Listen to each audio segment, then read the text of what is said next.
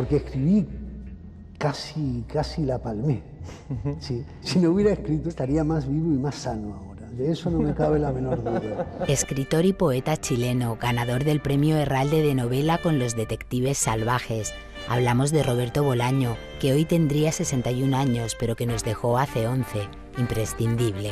Él es un mito ya, es una figura pues por la vida dramática, su muerte tan temprana, esos últimos años de agonía, escribiendo prácticamente con un pie en la tumba. Con declaraciones del propio Bolaño y también de Mario Vargas Llosa o Jorge Herralde, entre otros, nuestro imprescindible de esta noche recorre la figura del fundador del movimiento poético mexicano denominado infrarrealismo. Yo como poeta no soy nada lírico, soy totalmente prosaico, cotidiano.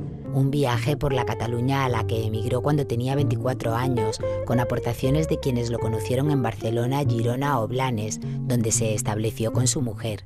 Los libros de Bolaño para mí están escritos por necesidad. Una, la de comer, para el escritor, y otra, la de que da la sensación de que no sabía hacer otra cosa, de que no podía hacer otra cosa que contar lo que contó. Influenciado por Borges o Julio Cortázar, un hombre que siempre deseó llevar una vida de poeta. Y siempre he admirado las vidas de los poetas, esas vidas tan desmesuradas, tan arriesgadas.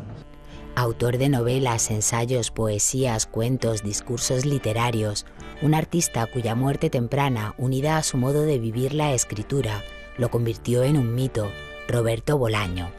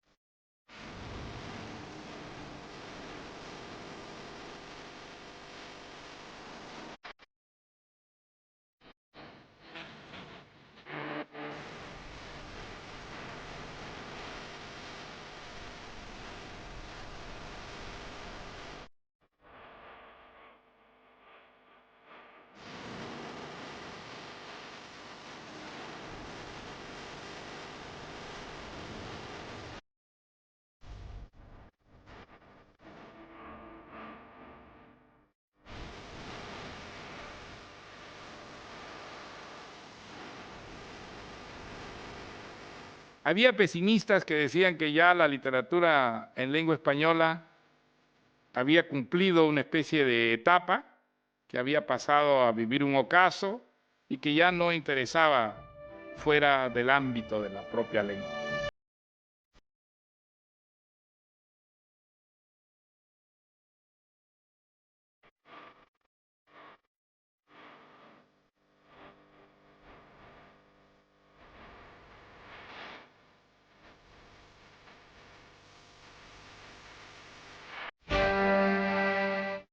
Desde luego que ha contribuido mucho el mito, ¿eh?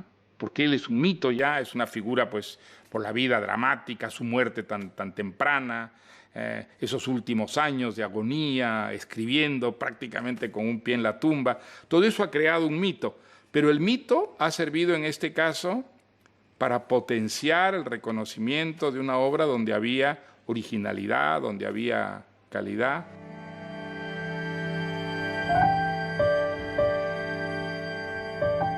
Así que muchos escritores ensimismados en su obra y sus premios, pues Roberto jamás hablaba de esto y hablaba de... Es decir, que tenía infinidad de intereses, tenía un gran sentido del humor. Roberto podía ser extraordinariamente cariñoso, adoraba a los niños, especialmente a sus hijos, un enamorado de las mujeres, un celebrador de la vida. Y la gente tenía la idea de un tío raro, con un abrigo largo, sus gafitas, ¿no? La figura humana de Roberto, claro, no despertaba un interés de, hostia, qué tío. Bajo su apariencia modesta, tenía unas firmes convicciones que manifestaba en sus textos. En los textos avanzaban resueltamente. Él avanzaba de un modo más cauto en la conversación, se entregaba menos. Te podrá gustar o no, pero pocos escritores tienen mundo propio, tienen un universo propio, con reglas propias, que en cualquier cosa que pase en su mundo pasa a su manera. Y siempre me acordaré de él, porque en el invierno llevaba un abrigo, que aquel abrigo no se lo quitaba, porque se ve que era muy friolero. Y le decía, Roberto, pero hijo, quítate el abrigo. No, Conchita, que tengo frío. Y siempre llevaba con la solapa para arriba. Los que lo conocieron a un Bolaño que no es el Bolaño hoy día público, la figura esta internacional creada por los críticos, por los lectores y por toda la leyenda tejida en su entorno. Uno puede entender que a veces digan, no es eso, no era así, se equivocan. Bueno, se equivocan y no se equivocan. Una figura es algo que producen no solo los hechos vividos por la persona, sino también las imágenes, las fantasías que los libros que esa persona escribió generan en sus lectores y en sus críticos y en la posteridad. 2666 era el sueño de todo editor. Por una parte, unas críticas fantásticas, pero por otra, había vendido 100.000 ejemplares en Estados Unidos de una obra tan literaria, pero con tal fuerza como 2666. Y un poco el resumen de la crítica es que desde 100 años de soledad no había aparecido en el ámbito de la literary fiction una obra con este impacto. Yo he conocido gente en Nueva York, por ejemplo, jóvenes escritores que pagaron $50 para poder leer 2666 en las pruebas de imprenta, precipitándose para leerlo antes de que saliera a la venta.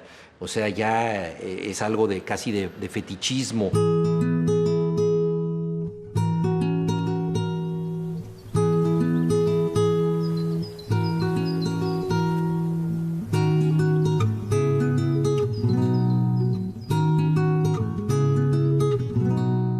El 28 de abril de 1953 nace Roberto Bolaño en Santiago de Chile. Es hijo de León Bolaño, transportista y exboxeador, y de Victoria Ábalos, profesora de matemáticas. Un año después, su hermana Salomé se sumará a la familia. Su madre, de la que hereda el hábito de la lectura, contaba que Roberto aprendió a leer él solo a los 3 años y que a los 7 había escrito la historia de unas gallinas que ante el asombro de otros animales se enamoraban de un pato.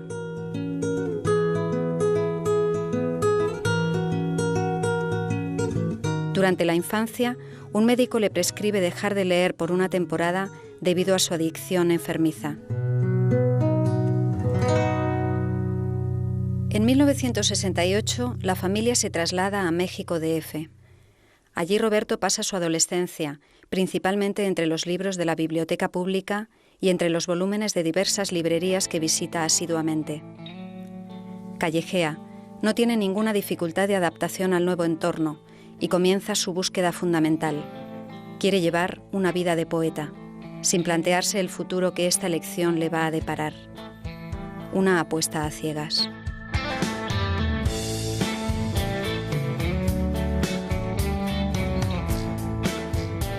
Él se incorporó en México a un grupo, o lo fundó realmente, que era el de los escritores infrarrealistas, que muchos años después aparecerían en la novela Los Detectives Salvajes como los visceral realistas. Los infrarrealistas eran, digámoslo así, autores punk, muy rebeldes, muy radicales, iban a actos culturales a reventarlos. Recuerdo una lectura de Octavio Paz en la que ellos llegaron, quizá pasados de copas, y empezaron a gritar, Octavio Paz es un idiota, no sé qué, y los tuvieron que sacar para que prosiguiera la lectura. Hacían este tipo de happenings, de provocaciones, hicieron una revista literaria. México era entonces un lugar muy importante desde el punto de vista del cruce de referencias culturales.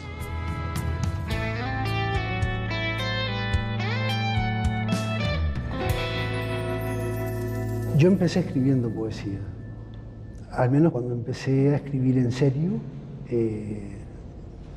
cuando la apuesta era a vida o muerte, que es una forma un poco exagerada de decirlo, pero bueno, se parece. Lo que escribía era poesía, y leí muchísima poesía. Y siempre he admirado las vidas de los poetas, esas vidas tan desmesuradas, tan arriesgadas. Y en ese sentido, tal vez, solo tal vez, ese amor mío por la poesía y por los poetas se refleja de alguna manera en algunos de mis libros. Yo no creo que en todos. Yo creo que además, yo como poeta no soy nada lírico, soy totalmente prosaico, cotidiano. Mi poeta favorito es Nicanor Parra. Nicanor Parra ya lo dice, que él no habla de crepúsculos ni de damas recortadas sobre el horizonte, sino de comidas y luego de ataúdes. Y ataúdes y ataúdes, lo repite.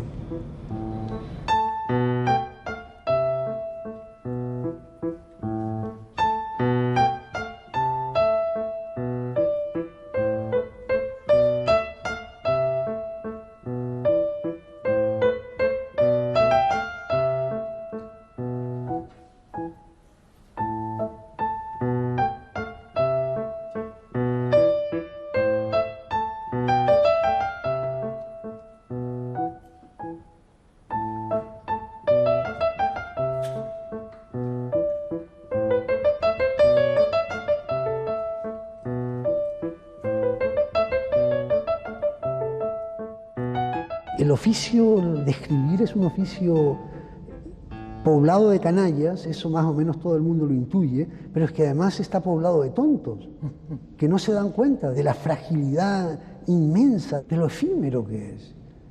Es decir, yo puedo estar con 20 escritores de mi generación y todos están convencidos de que son buenísimos y de que van a perdurar. Cuando él escribía críticas era muy parricida, criticaba mucho a las generaciones anteriores, lo que es siempre sano. La única manera como los hijos se liberan y alcanzan su propia personalidad es matando a los padres, o sea que eso puede ser un rito que él cumplió a cabalidad. Y al mismo tiempo no se puede decir que no fuera generoso, porque había escritores de las generaciones anteriores con los que era muy entusiasta, ¿no? Por ejemplo, Borges tiene cosas muy brillantes sobre Borges, sobre Cortázar también. Era una persona muy formada en cuanto a lecturas y además que tenía el atractivo de tener un bagaje de vida muy interesante porque había venido a México antes del golpe de Estado en Chile, pero regresó a Chile durante el golpe de Estado.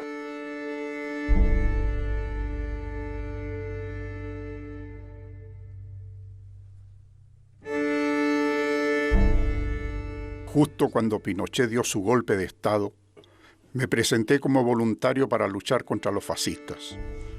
Nunca supe por qué me detuvieron. Yo iba en autobús de Los Ángeles a Concepción. Me bajaron.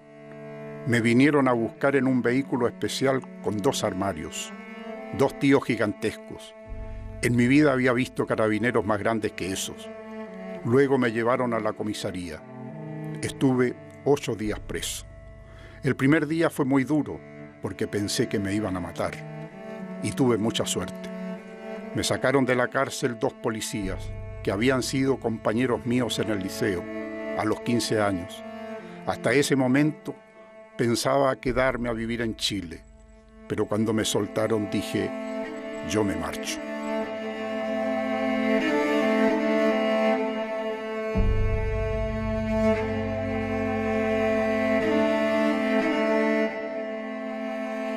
Roberto, por su parte, en México descubrió el amor, descubrió la literatura, se hizo escritor, entró en los talleres literarios, comenzó a publicar. Alguna vez le pregunté a Roberto por qué no había regresado a México. Varias veces lo invitaron a que volviera y él contestaba que no quería ir porque estaba seguro de que si volvía se iba a morir en México.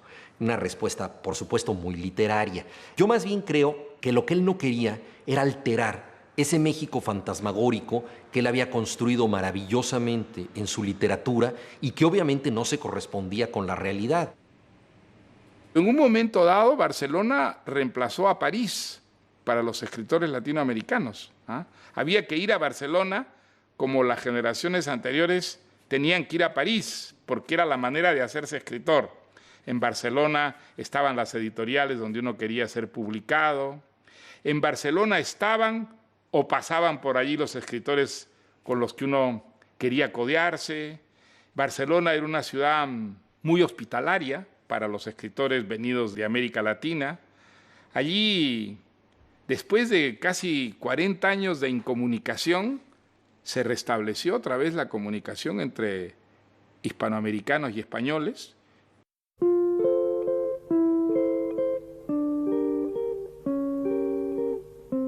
Tras la separación de sus padres, Roberto en 1977 viaja a Barcelona como inmigrante económico.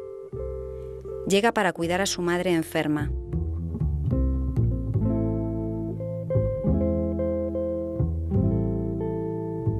Vive como puede en un cuchitril alquilado en la calle Tallers y cuenta con la ayuda de algún amigo.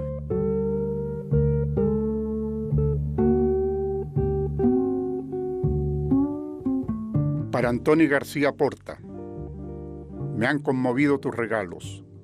Son útiles y contienen vitaminas, sobres para mandar cartas, papel para escribir, la agenda del vino que Ana envió para mí, ocasionalmente queso, yogur, pan dulce, aquellas mañanas de primavera en que llegabas a despertarme y yo estaba tan mal, manzanas, naranjas, a veces una cajetilla de Galois, qué lujo, bolígrafos Vic, buenas noticias. Escribo esto para darte las gracias.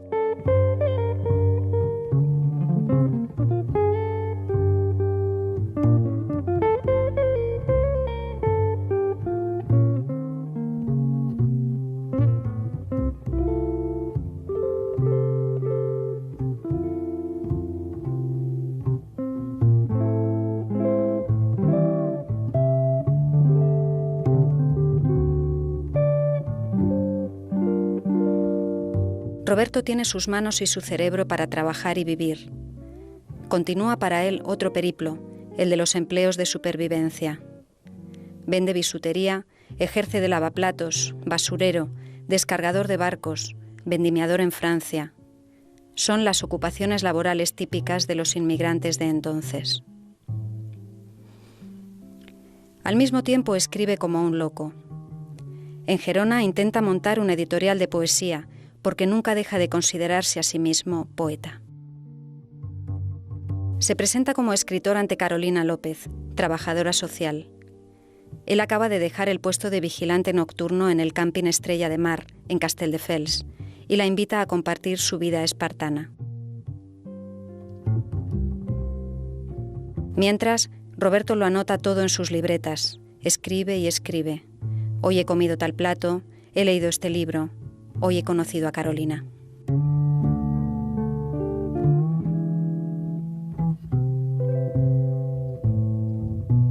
La madre de Roberto monta una tienda en Blanes, en la Costa Brava, y Carolina y Roberto se trasladan.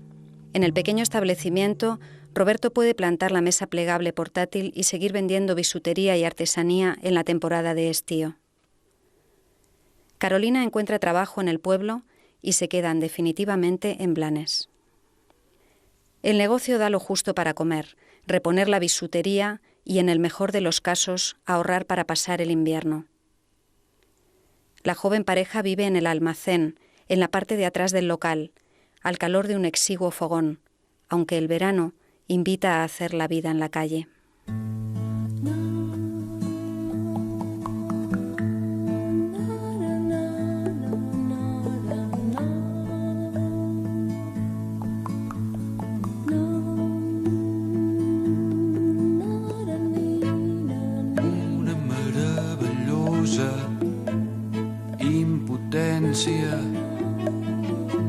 Endormiscar amb un germà. El meu germà invisible aire. Los primeros amigos que tuve en Blanes eran casi todos drogadictos. Esto suena fuerte, pero es verdad. Hoy la mayoría están muertos. Algunos murieron de sobredosis, otros de SIDA. Cuando yo los conocí, eran muchachos jóvenes y guapos. Ellos me dieron la bienvenida, digamos, la bienvenida oficial al pueblo.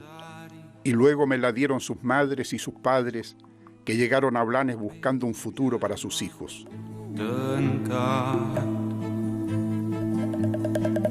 Dins d'un calaix d'armari,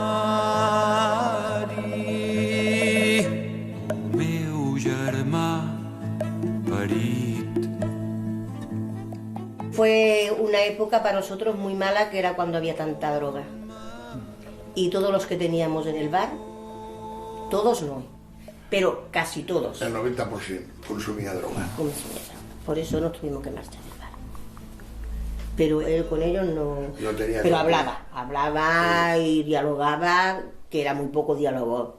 Pero entraba, Conchita, hola, ¿qué? ¿Cómo estás? Bien. Roberto, ¿qué quieres hoy? No, hoy no quiero nada. Digo, uy, qué malamente que estás de dinero. Bueno, si me pones un café con leche, ya te lo pagaré después. Va, ya te pongo un café con leche.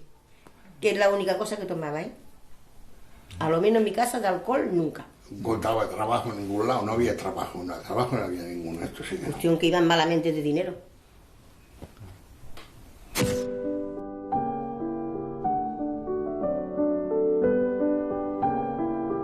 Carolina y Roberto tienen en 1990 a su primer hijo, Lautaro. Comparten el sueldo que ella gana como funcionaria en el ayuntamiento.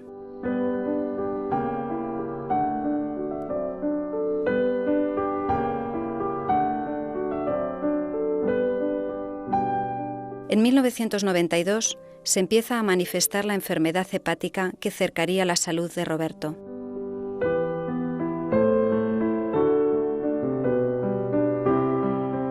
En invierno, algunos pueblos de la Costa Brava parecen pueblos fantasmas, sobre todo algunos barrios, los dedicados al turismo, entran en un letargo que los asemeja a esas ciudades de los sueños o de las pesadillas.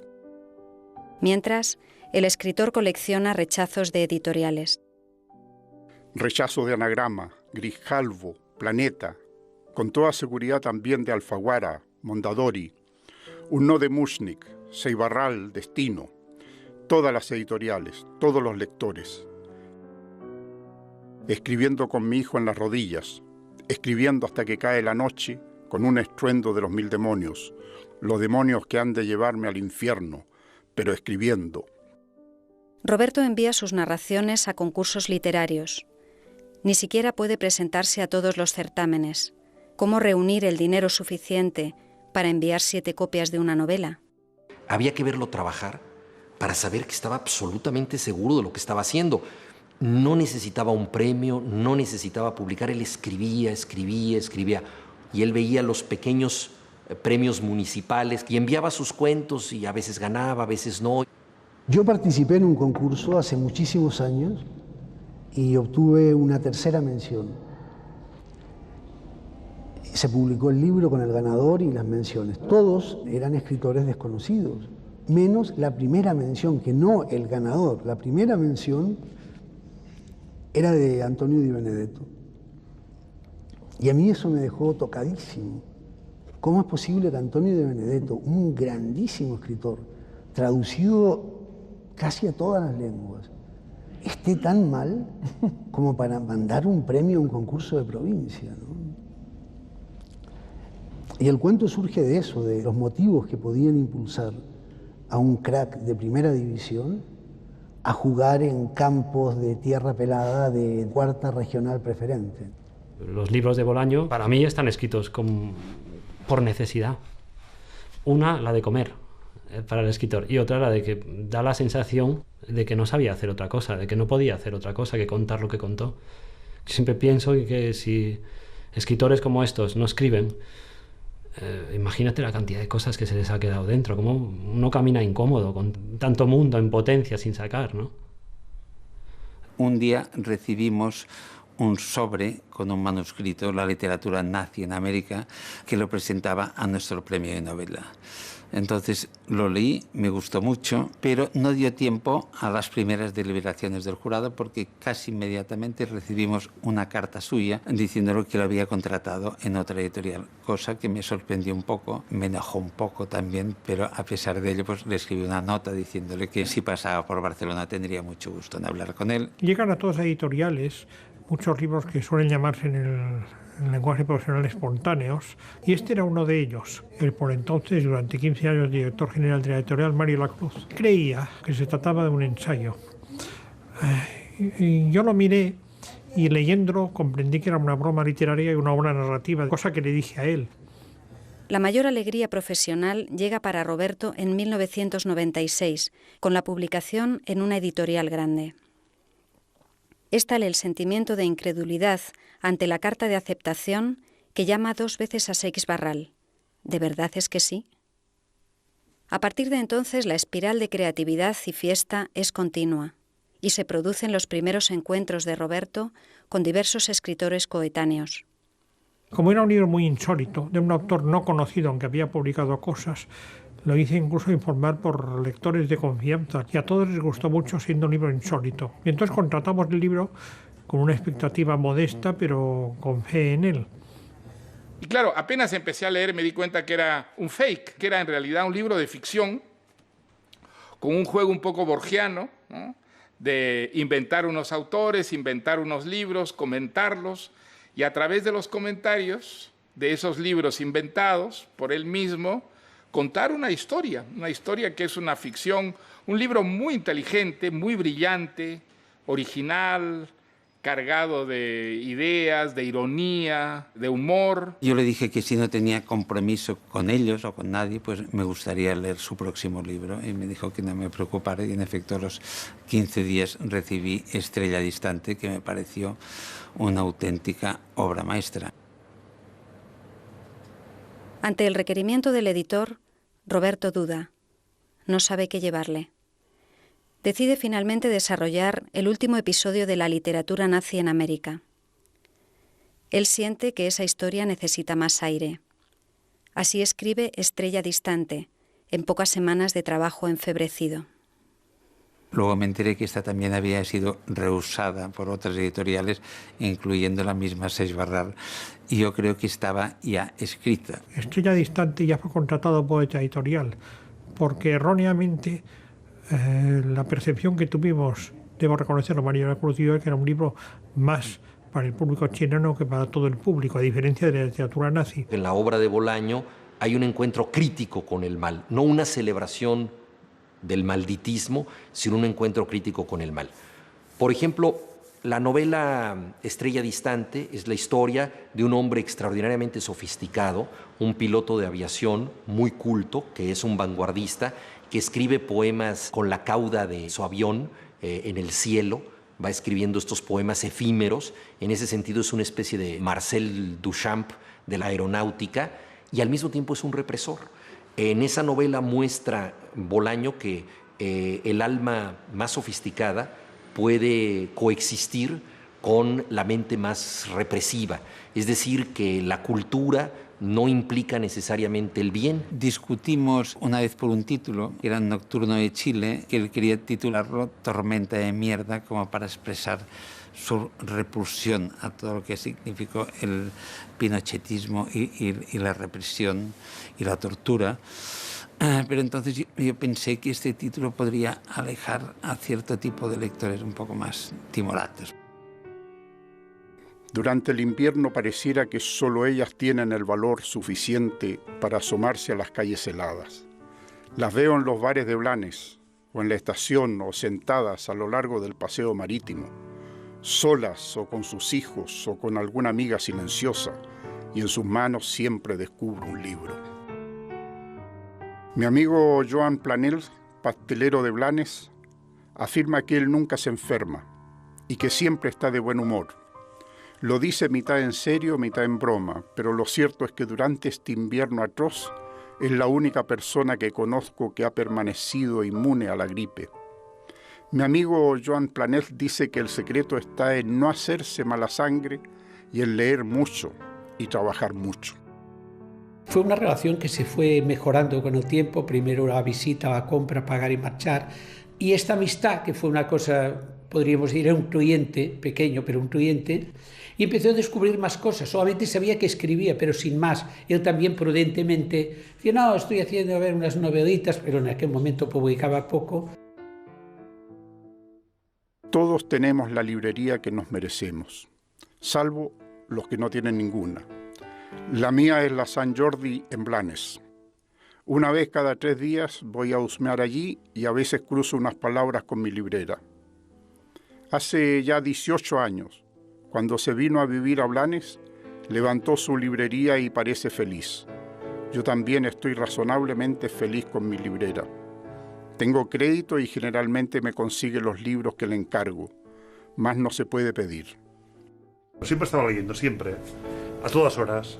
Incluso me han explicado que una vez se lo encontraron en el cine, viendo la película, y estaba viendo la película y estaba al lado del pasillo leyendo, ¿no? Y también recuerdo ahora a Narcís Serra, que tenía y aún tiene un videoclub y que era, y supongo que aún es una de las personas con mayor sentido del humor del pueblo. Y también una persona buena, con quien pasé tardes enteras hablando de thrillers que solo él y yo habíamos visto. Él solía venir, no todos los días, pero 3 o 4 veces a la semana sí. Solía tomar manzanilla con churros. Luego era una persona pues, que se sentaba aquí, leía la prensa en general. Venía cuando ya casi todo el mundo había marchado para poder estar más tranquilo. Él venía como un cliente más, se interesaba por los juegos de estrategia, hablábamos sobre los juegos y tal, pero a medida que fue viniendo, pues él comentó que era escritor y tal. Entonces yo recuerdo un buen día que le dije, pero a ver, escritor, pero tú estás en segunda B, ¿no? Y él decía, sí, pero voy a jugar la Champions algún día. A veces cuando vemos a alguien que es famoso o que tiene un reconocimiento, nosotras sin querer nos comportamos de una manera diferente. En cambio, cuando es una persona como tú, que te puedes hasta discutir con él, y pues tu naturalidad también te sale.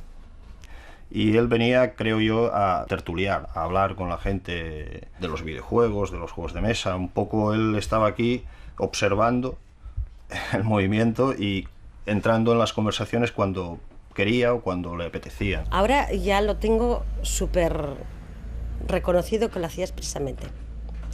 Ahora ya no sé qué color era, porque si había el Aznar en la portada, pues me decía una cosa, entonces yo la revocaba. Si había el Jordi Pujol, ahora pienso, ostras, es verdad, pues no me había notado que me lo hacía expresamente total. Con tal de polemizar, que le encantaba, pues, pero polemizar en el buen sentido de la palabra, o sea, nunca exaltándose ni absolutamente. Él podía defender cualquier opinión sin ningún tipo de problema.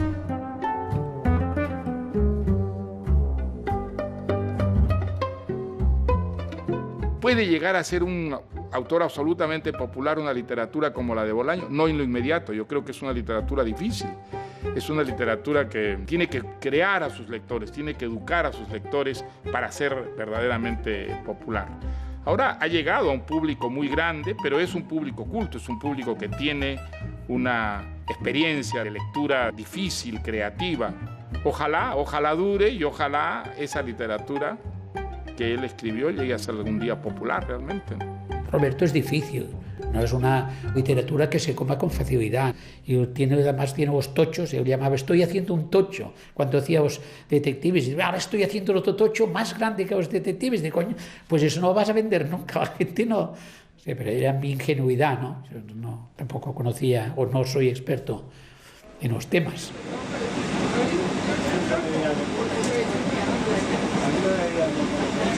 Una novela en donde lo único que solo se sostiene por un argumento y por la forma lineal de contar un argumento, o no lineal, simplemente un argumento que se sostiene en una forma más o menos archiconocida, pero no archiconocida en este siglo, sino en el XIX. Esa novela se acabó. Se va a seguir haciendo ese tipo de novelas y se va a seguir haciendo durante muchísimos años. Después de la invención de Morel, no se puede escribir una novela así, en donde lo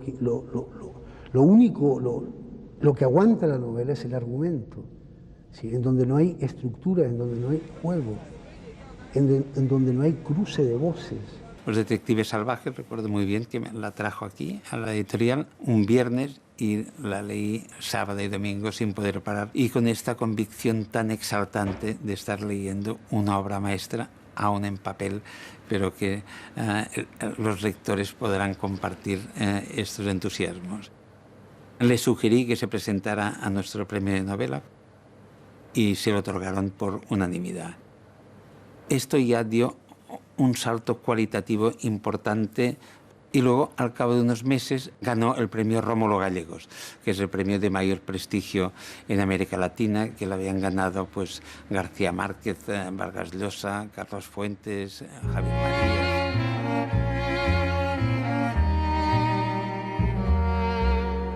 Los detectives salvajes son investigadores de la vida, investigadores de la experiencia, que están buscando vivir de manera artística y que no necesariamente van a escribir una obra o van a pintar un cuadro. Simplemente ellos son artistas de la vida. Creo que en buena medida por eso los libros de Roberto Bolaño y en especial Los Detectives Salvajes conecta también con los lectores jóvenes que están tratando de entender la vida como una obra de arte.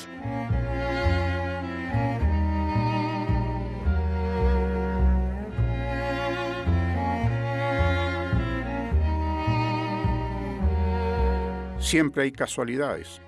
Un día Velano conoce a Lima y se hacen amigos. Ambos viven en México, Distrito Federal, y su amistad se cimenta, como suele ocurrir entre los jóvenes poetas, en el rechazo a ciertas normas, en la afinidad con ciertas lecturas. He dicho que son jóvenes. En realidad son muy jóvenes, y también son, a su manera, vigorosos y creen en el poder lenitivo de la literatura.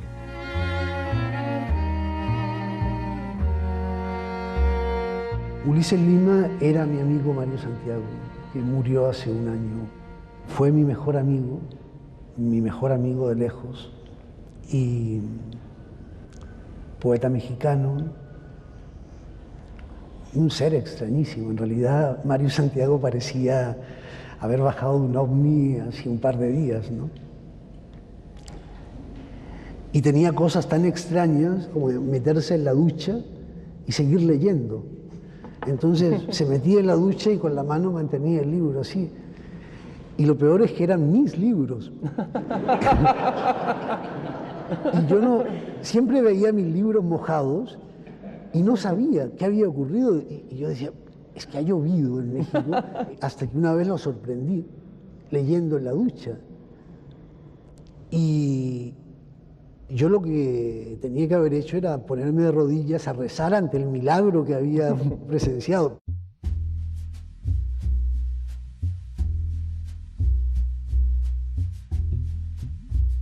A mí Los Detectives Salvajes me pareció una gran novela, una novela ambiciosa, maravillosamente bien iniciada, sobre todo creo que esas primeras 100 páginas de Los Detectives Salvajes, la descripción de ese mundo mexicano, bohemio, semirrufianesco, marginal, está maravillosamente bien hecha.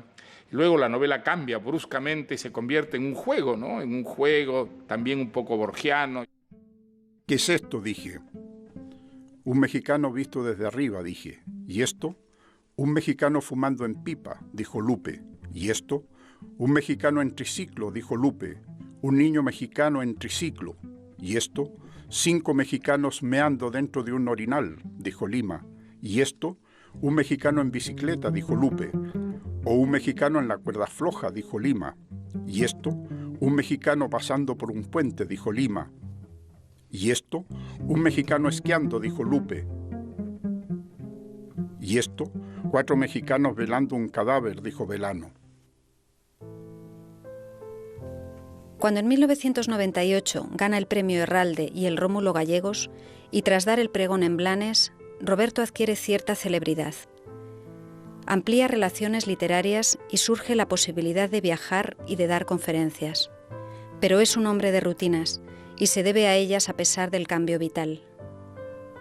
La entrega a su labor literaria no permite la intrusión de aduladores.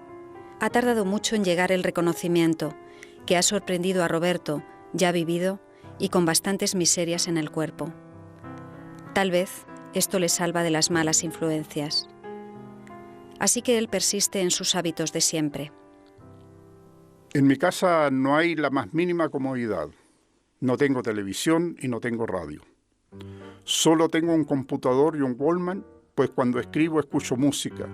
Yo no uso la calefacción. Paso los inviernos a pelo. Hay inviernos en los que estoy escribiendo y se me hielan las manos y lo que hago es irme de mi casa. Entonces parto a donde mi mujer para poner las manos al lado de la estufa.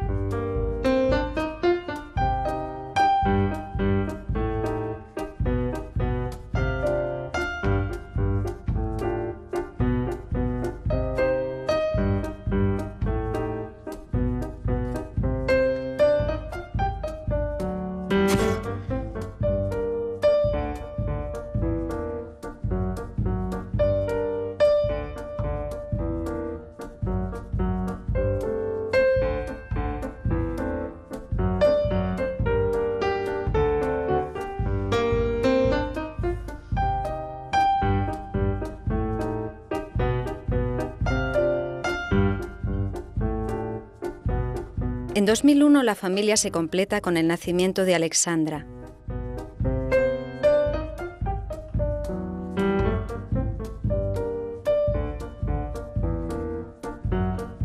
La gente a su alrededor, evidentemente que había ya un premio, un primer premio, por tanto una proyección importante, pero que la relación seguía siendo exactamente la misma. Él continuaba siendo y saludando a su gente hablaba con él y yo cambio no le vi, porque es que la cara siempre era la misma. Era exactamente el mismo Roberto, con sus inquietudes y sus ganas de trabajar, pero un gran trabajador. Vemos que con el poco tiempo que empezó, la carga literaria que ha hecho. Y, por ejemplo, a veces hablaba del personaje, sí, porque ahora tengo que terminarla y tengo un personaje que no sé cómo... yo digo, pues ves a lo fácil, ¿los matas o los casas? Y el tío decía que yo era un personaje de su novela. Y el día pues que hacíamos un poco de broma me amenazaba con que me iba a matar. No me provoques porque cuando llegue a casa te asesino brutalmente y entonces nunca sé si es cierto o no. Él decía eso y con otro chico que estaba aquí, que también, que lo tenía como guardaespaldas, decía él, de un matón y tal, ¿no? Al otro chico.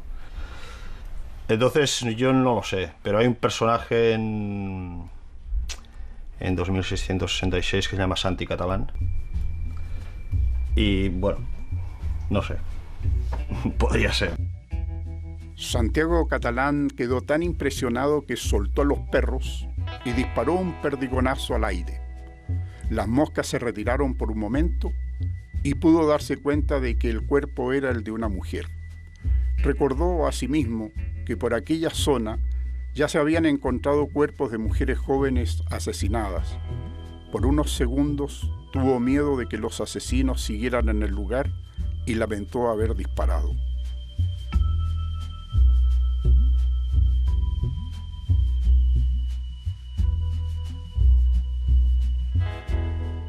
Escribir, por otra parte, no es lo más importante. Lo más importante es leer, y yo no podría pasarme un año sin leer nada. Uno empieza comprando libros o robándolos, y termina leyéndolos, pero en mi caso ya es una obsesión. Compro libros y a veces ni siquiera los leo, los acaricio. Tengo muchos libros, y algunos no los he leído y sé que no los voy a leer jamás, pero de cuando en cuando los hojeo, pues me gusta tenerlos cerca. Fue el primer libro que compré en Europa. Se trata de la obra poética de Borges, editada por Alianza MC en el año 1972.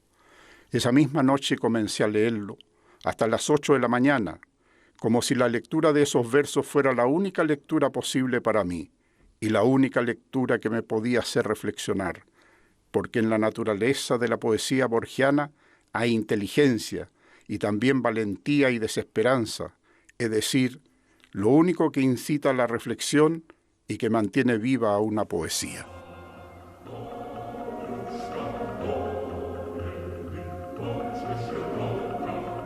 Lo que le gustaba a él son los wargames y entonces digamos que a través de un tablero son réplicas exactas de batallas, en el cual tú puedes llevar un bando u otro y en el cual influye la suerte porque puedes jugar con dados y tal.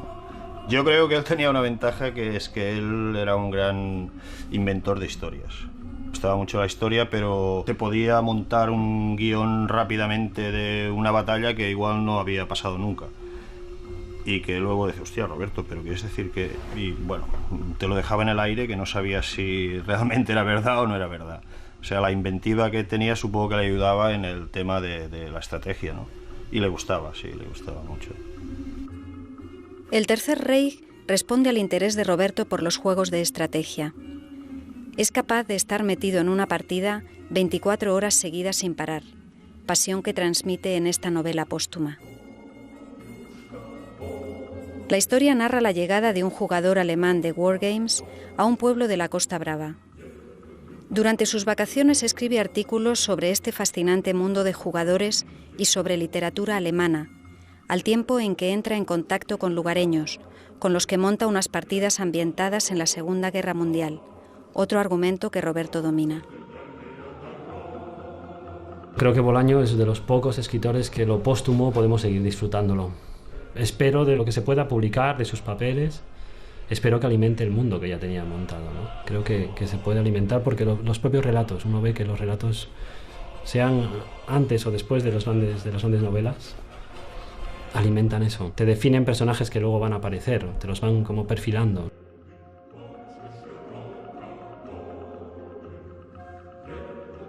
La enfermedad no da tregua a Roberto. El escritor llegará a ingerir 20 pastillas al día. Él quiere vivir, escribir. Necesita un trasplante de hígado y finalmente toma la difícil decisión de someterse a esta operación de tan alto riesgo. Hasta entonces quedará en lista de espera para recibir un órgano.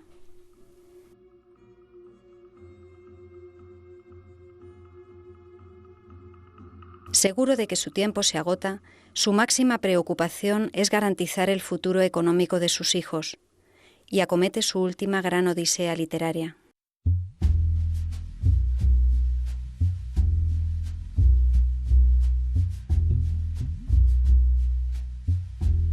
El libro tendrá más de 1100 páginas, donde se narran las pasiones de 4 profesores de literatura a la búsqueda de un escritor alemán desaparecido llamado Benno von Archimboldi.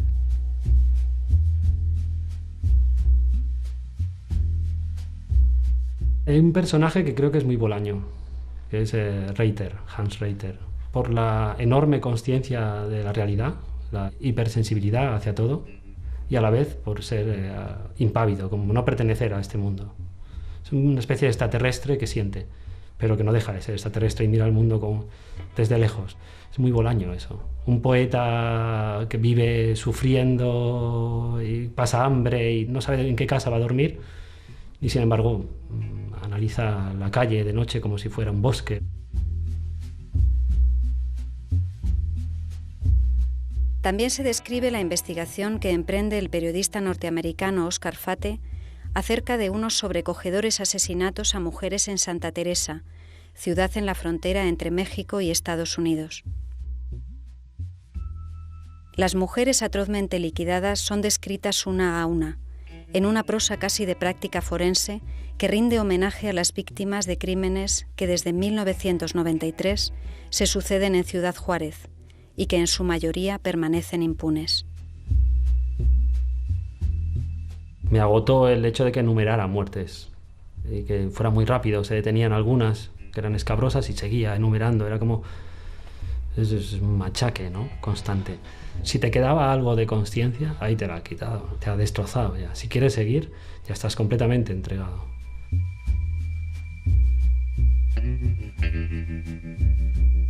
Le veo una utilidad a Bolaño. Siempre se la veo. Hablo mucho de que es surrealista, tiene mundo propio.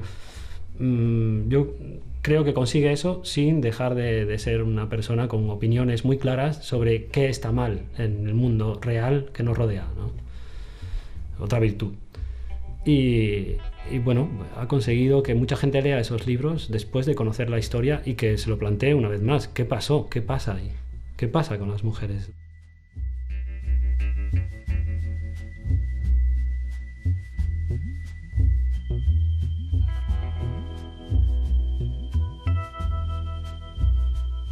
Ahí creo que el escritor estaba dándonos un toque de atención, estaba enfadado, ¿no? Si no, no se hubiera arriesgado tanto.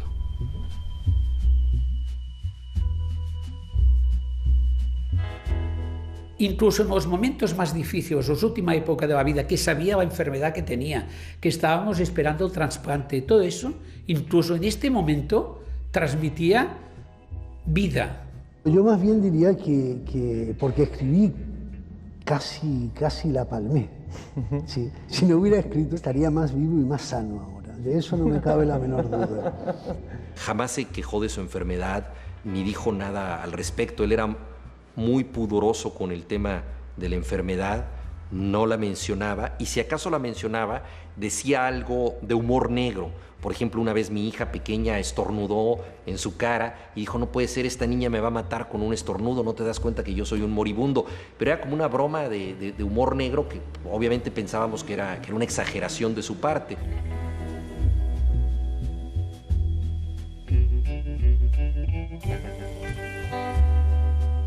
Yo soy de los que creen que el ser humano está condenado de antemano a la derrota sin apelaciones, pero que hay que salir y dar la pelea y darla.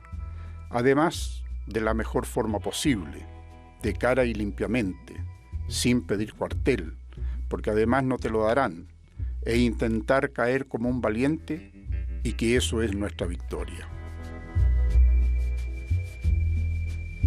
Hasta el último día, o sea, el día antes casi bien de ingresar, ¿no? Era en domingo y a mí me tocaba el turno de vender periódicos y vino muy tarde, ya eran casi la 1 y le dije, anda Roberto, hoy te has dormido, si te descuidas no encuentras ni al país. Me dijo, mira Fina, es que esta última novela me está matando. Digo, ¿cómo se llama la novela? Dice, 666. Digo, ya está, es que con ese título, ¿qué quieres que te pase? Digo, pues tírala a la basura. Dice, sí, hombre, ahora que la tengo casi terminada. 2666 lo llaman novela inacabada, ¿no? Menos mal, pues si la llega a terminar nos mata a todos. Roberto deja instrucciones de que 2666 se publique dividida en 5 libros, que se corresponden con las 5 partes de la novela, especificando el orden y periodicidad de las publicaciones, 1 por año, e incluso el precio a negociar con el editor. Con esta decisión, cree dejar solventado el futuro económico de sus hijos. Decidimos publicarlo en un tomo y se han vendido docenas de miles de ejemplares. Es decir, que literariamente había que hacerlo así, pero incluso económicamente también era una buena decisión.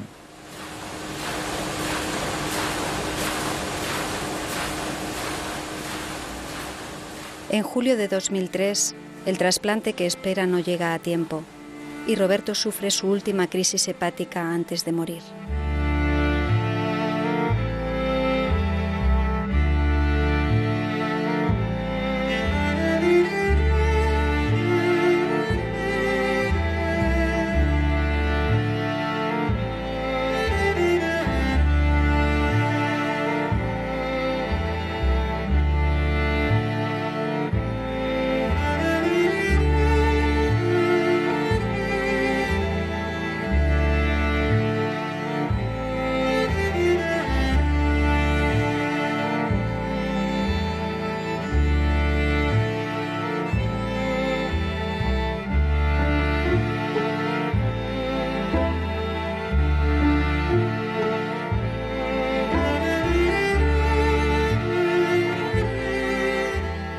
a obra buena, fuerte, de más densidad, hecho en Blanes, viviendo con la gente y escuchando, aunque el tema no sea de aquí. ¿Qué tiene que ver eso? Que estamos en Ciudad Juárez, pues allí, pero es igual, va escrito aquí.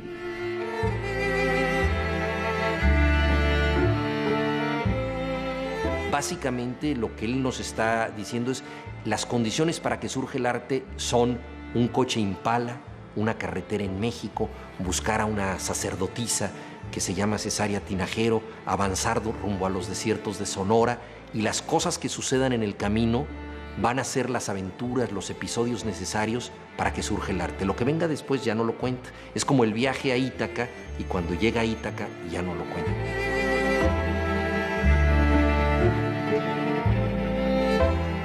Su vida era una aventura, ¿no? Su vida fue una novela trágica al final, trágica además con esa muerte prematura, joven, y con esa desesperación de los últimos años de escribir, de la literatura como una especie de tabla de salvación, ¿no?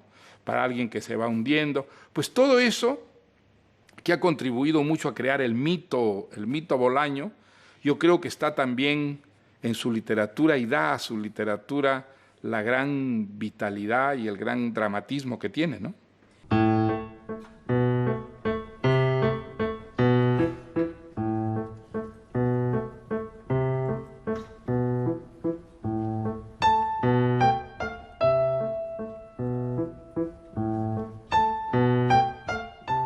Ahora queda el misterio de saber qué opinaría Roberto ante el creciente número de lectores que se acercan a sus páginas, qué sentiría al ver el volumen de venta de sus obras, y qué pensaría de sus traducciones en Alemania, Francia, Portugal, China, incluso Irán.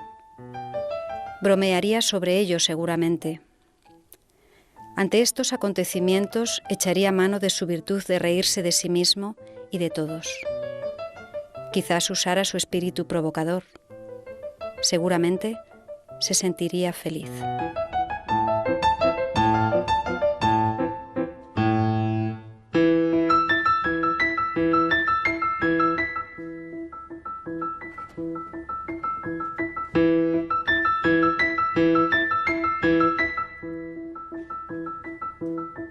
Yo creo que todos los escritores, incluso los más mediocres, los más falsos, los peores escritores del mundo, han sentido durante un segundo la sombra de ese éxtasis.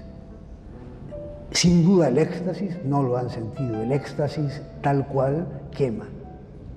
Y alguien que lo siente durante un segundo y luego retorna a su mediocridad existencial, es evidente que no se ha metido en el éxtasis, porque el éxtasis es terrible.